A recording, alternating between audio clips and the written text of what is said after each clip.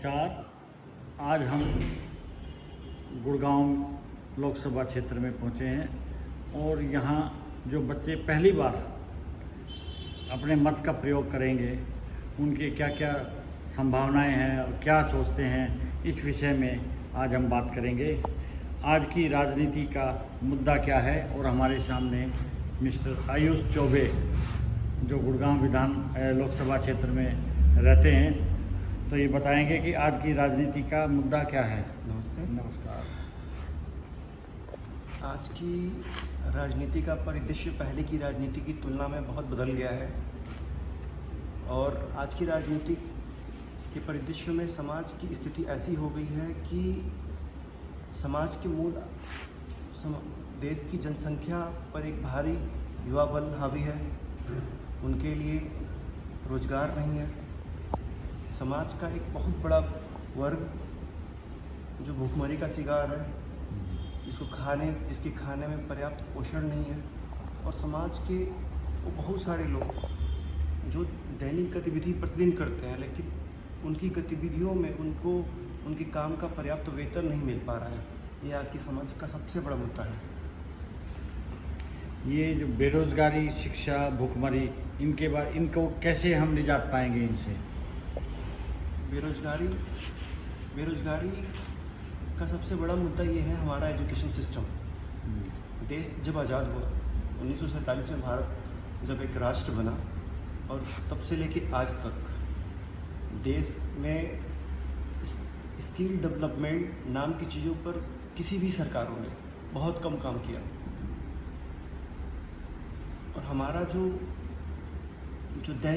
दैनिक शिक्षा पद्धति है, उस पद्धति पर हमें कुछ ऐसा भविष्य दिखाई नहीं देता जो बच्चे पढ़ने के बाद उनको पर्याप्त कोई कौशल आ जाए और या तकनीकी का ज्ञान हो जाए। जैसे कि हम ये देख सकते हैं कि एक बच्चा क्लास नर्सरी से लेकर 12वीं पास करता है, उसमें वो 14 साल का वक्त लगाता है, और इसके बाद भी उसे सोचना पड़ता है कि मैं अब ग्रेजुएशन करूँगा, स्नातक करूँगा, परास्नातक करूँगा।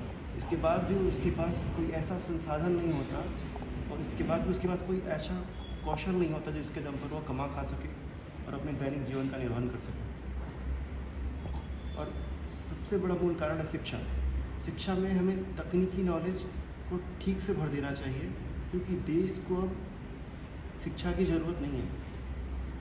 देश को अब कौशल की ज़रूरत है, क्योंकि दुनिया में सबसे ज़्यादा शिक्षित लोग हमारे देश में हैं, सबसे ज़्यादा इंजीनियर हमारे देश में है, सबसे ज़्यादा डॉक्टर हमारे देश में है, सबसे ज़्यादा श्रमिक हमारे देश में है।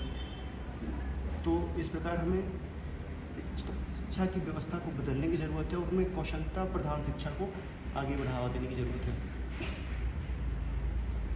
भूखमरी के लिए भारत एक ऐसा देश है जहाँ पर एक बहुत बड़ी आबादी प्रतिदिन बिना खाए सोती है। इसके आंकड़े हमेशा UN की रिपोर्टों में आता रहता है। इस साल 30 मार्च को जीरो वेस्टेज डे मनाया गया।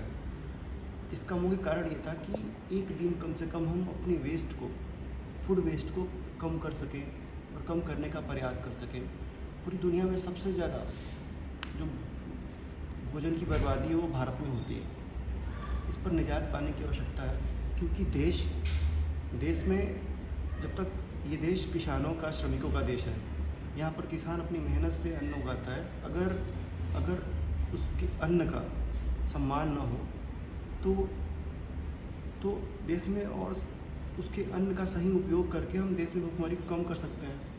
और दूसरा और भी रीज़न है कि भूखमरी को कम करने के लिए हमें और ऐसी संस्थाओं के निर्माण की ज़रूरत है जो उन समुदायों में जहाँ भूखमरी के शिकार लोग रहते हैं उन तक भोजन पहुँचा सके। हमें और ऐसे लोगों की ज़रूरत है जो समाज के हर वर्ग के पास, और ऐसी सिस्टमेटिक प्रणाली की ज़रूरत है, ऐसी संस्था की ज़रूरत है जो हर लोगों के पास, हर वंचित लोगों के पास अनाज पहुंचा सके।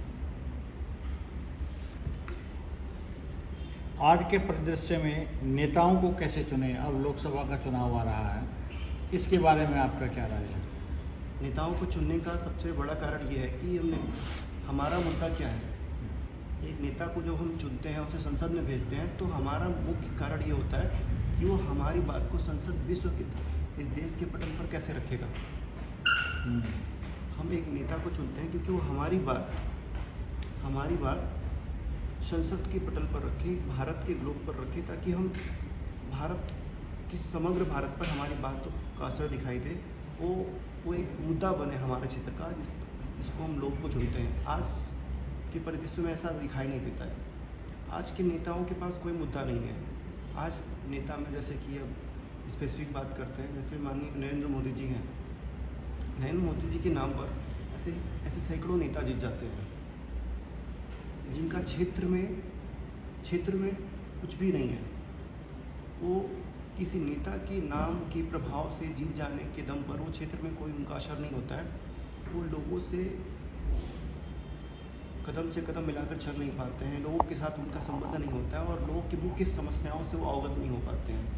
आज नेताओं को चुनने का सबसे मुख्य तरीका ये है कि उस नेता से पूछना चाहिए कि वो इस क्षेत्र में कितने रोजगार के अवसर बनाएगा, इस क्षेत्र में उसके काम करने के क्या क्या आयाम होंगे, शिक्षा के क्षेत्र में उस पर्टिकुलर क्षेत्र में वो क्या क्या काम करेगा, तथा उस क्षेत्र का नाम भारत के पटल पर रखने के लिए वो क्या क्या ऐसा काम करेगा जिससे हमारा देश और हमारा क्षेत्र आगे बढ़े।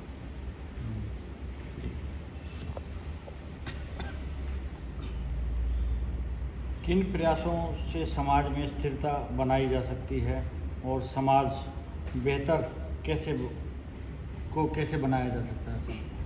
समाज को बेहतर बनाने का मुख्य तरीका ये है कि समाज के हर वर्ग के पास एक व्यापक संसाधन हो, व्यापक सुख सुविधा हो, और चीज़ों का अभाव ना हो। लोग संतुष्ट हों, समृद्ध हों, ताकि उनकी जीवन शैली संघर्षपूर्ण ना हो। इस प्रकार जीवन को समृद्ध बनाया जाएगा। जीवन समृद्ध होगा तो समाज समृद्ध हो जाएगा। लेकिन आज की गतिविधियों में ऐसा नहीं है। सरकार को जनसंख्या पर काम करना चाहिए। जनसंख्या देश की सबसे बड़ी समस्या भी है और सबसे बड़ा फ़ायदा भी है। लेकिन ये फ़ायदा कब समस्या में बदल जाए, इसके लिए कोई पर्याप्त व्यवस्था नहीं है। ये यूथ दुनिया में 60 करोड़ लोग, भारत के 60% लोग 14 से 60 के बीच के हैं। ये लोग कुशल हैं, शारीरिक रूप से दमखम रखते हैं, और ये देश की अर्थव्यवस्था में, देश के में हमेशा योगदान कर सकते हैं। लेकिन अगर इनको अभाव में रखा जाएगा तो ये देश में गलत गतिविधियों में लिप्त हो जाएंगे, और जिससे देश का ही नुकसान होगा। तो सबसे पहली बात है कि समाज को बुनियादी सुख सुविधाएं को हर वंचित इंसान के पास पहुंचानी चाहिए।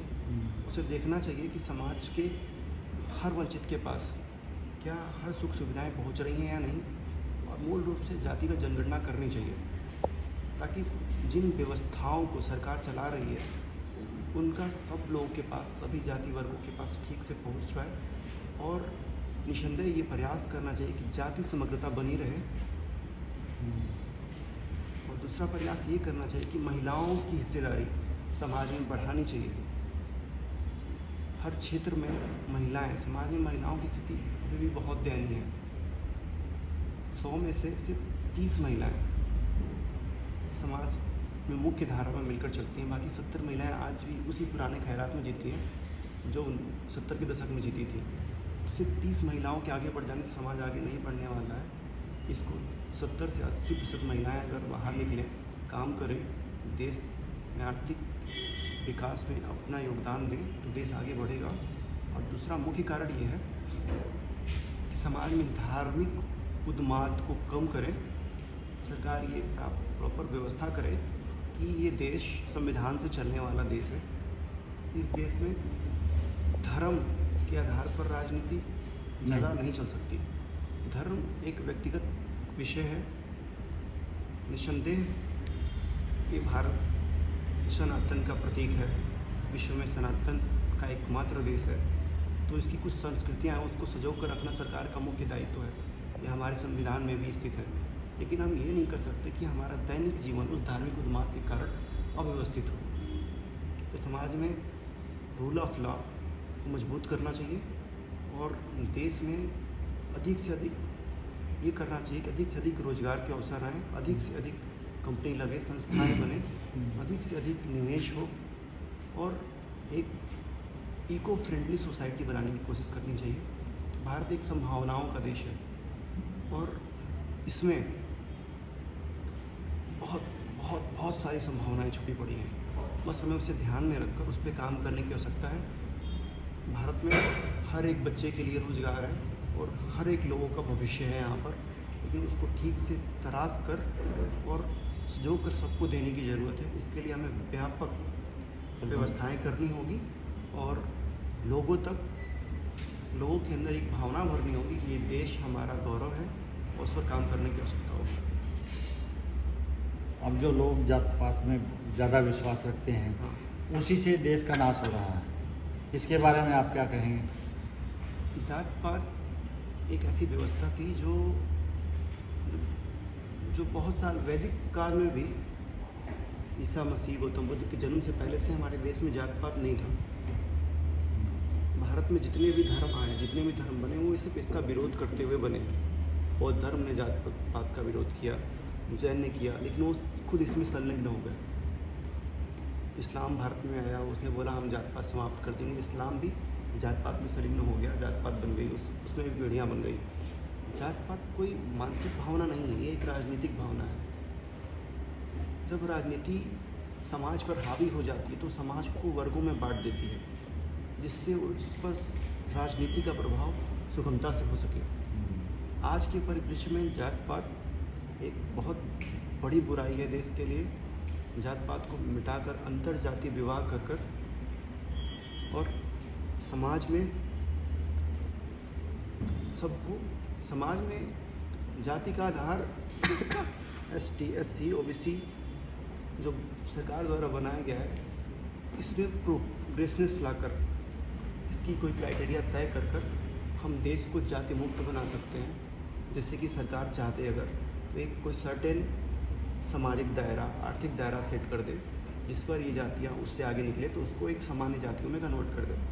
जैसे कि एक आदमी जो सामान्य OBC ST SC में आता है, सरकार को एक नीति तय कर दीजिए कि 8 लाख सालाना से ऊपर कमाने वाले लोग सामान्य हैं, तो जो लोग OBC ST SC में काउंट होते हैं वो इस क्राइटेरिया को पार करते ही इस वर्ग में आ जाएंगे, जिससे जातिगत भावनाएं कम हो जाएंगी और समाज व्यापक हो जाएगा और धीरे धीरे पूरा समाज सामान्य हो जाएगा। और नाम के पीछे टाइटल को हटाने का अधिकार दे देना चाहिए या टाइटल पर मोनोपोली ख़त्म कर देनी चाहिए। इस वजह से जात पात खत्म हो जाएगा हमारे देश से। बहुत बहुत धन्यवाद धन्यवाद सर। और आपका जीवन मंगलमय हो और आपको अच्छी नौकरी मिले, ऐसी हमारी शुभकामनाएं हैं। हमारे चैनल की तरफ से आपको बहुत बहुत धन्यवाद। जय श्री राम। जय श्री राम।